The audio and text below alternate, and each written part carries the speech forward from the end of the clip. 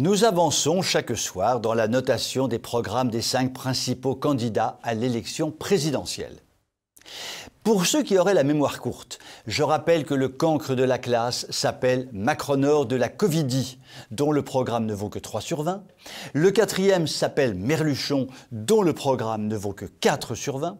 Le 3e, qui est en fait la 3e, s'appelle Lavaloche, dont le programme ne vaut que 7 sur 20.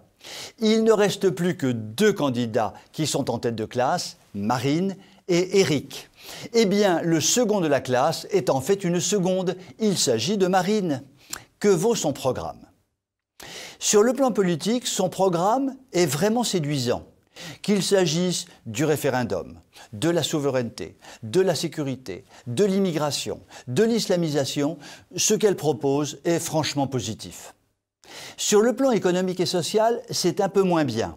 Certes, ses propositions sur l'industrie, l'agriculture ou la santé sont de bonnes propositions, mais ce qu'elle propose sur les finances publiques, la fonction publique ou les retraites n'est pas très satisfaisant.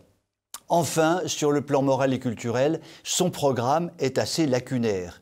Certes, Marine défend la famille, l'identité, la culture française, mais ne dit que peu de choses fondamentales sur la protection de la vie, sur l'éducation nationale ou sur la liberté d'expression.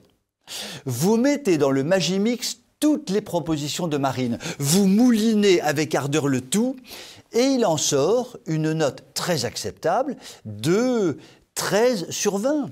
Ce qui est tout de même une bonne note, on peut le dire. Mais l'on peut dire aussi que Marine aurait pu faire un petit peu mieux. Notre classement commence à avoir de l'allure. Seconde, Marine avec 13 sur 20. Troisième, Valérie avec 7 sur 20. Quatrième, Mélenchon avec 4 sur 20. Et cinquième, Macron avec 3 sur 20. Il nous reste donc à découvrir le premier de la classe, que je ne vous dévoilerai que demain. Non, ne me demandez pas de le dévoiler ce soir, vous ne l'apprendrez que demain soir, ce qui vous promet une nouvelle nuit blanche, une nuit noire-blanche pour ne pas être accusé de racisme. Je vous dis donc à demain.